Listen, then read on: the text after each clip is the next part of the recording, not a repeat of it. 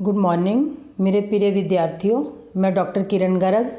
मेरी हिंदी क्लास में आपका बहुत बहुत स्वागत है। और आगे हम करने जा रहे हैं हिंदी साहित्य में।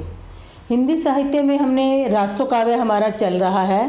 तो पिछली वीडियो में हमने रासों के बारे में पढ़ा, जो मेन रासो थे उसके बारे में पढ़ा, और उसी में से जो इम्पोर्टेंट रासो काव्य है उसकी एक एक डिटेल हम करेंगे।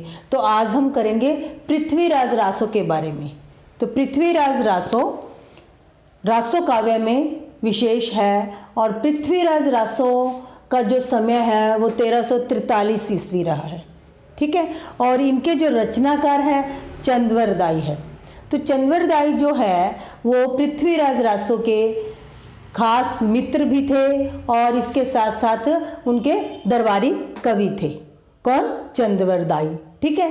तो नेक्स्ट जो पृथ्वीराज रासो काव्य है इसके अंदर सर्ग कितने हैं? 69 सर्ग है, समय है, भाग है जैसे, तो इसमें सर्ग कहा गया है। और इस 69 सर्ग में से कैमास वध जो सर्ग है वो मेन मुख्य सर्ग माना जाता है। कौन सा?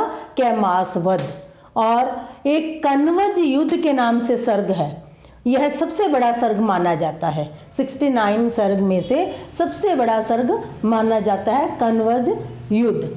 और हम बात करेंगे इस पृथ्वीराज रासो के अंदर 68 छंद है, छंदों का वर्णन किया गया है। और इस रासो काव्य की जो नायिका है वह संयोगिता है। संयोगिता इसकी नायिका है। और इसमें जो भाषा का प्रयोग किया गया है वह है पिंगल भाषा।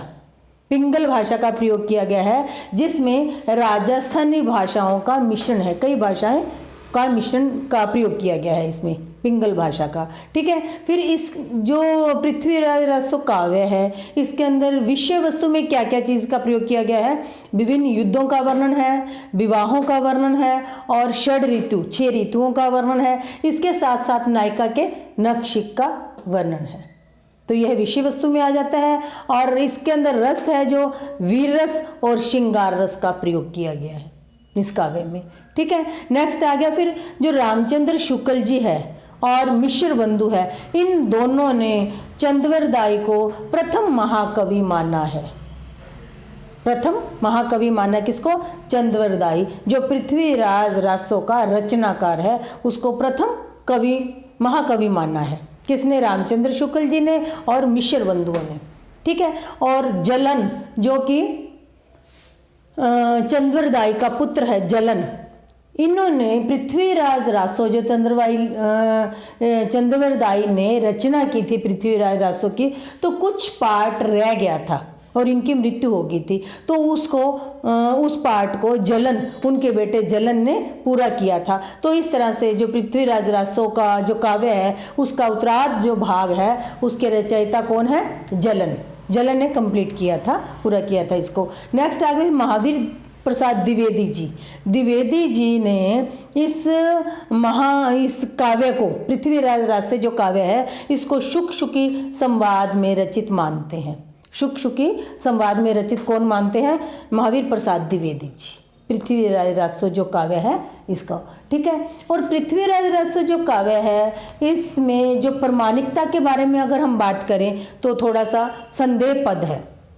कुछ विद्वान इसको प्रमाणिक काव्य मानते हैं, कुछ अप्रमाणित मानते हैं, और कुछ अर्ध प्रमाणित मानते हैं पृथ्वीराज रासो को। तो इसके बारे में हम बात करेंगे। प्रमाणिकता के बारे में जो संदेह है उसके बारे में बात करेंगे।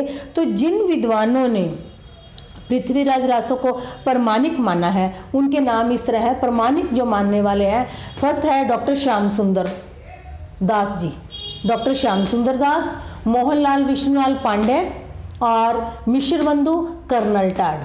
तो यह सब जो विद्वान थे, डॉक्टर श्याम सुंदर दास, मोहनलाल विष्णुलाल पांडे, मिश्र बंधु और कर्नल टाड, यह सब पृथ्वीराज रासो को प्रमाणित ग्रंथ मानते हैं।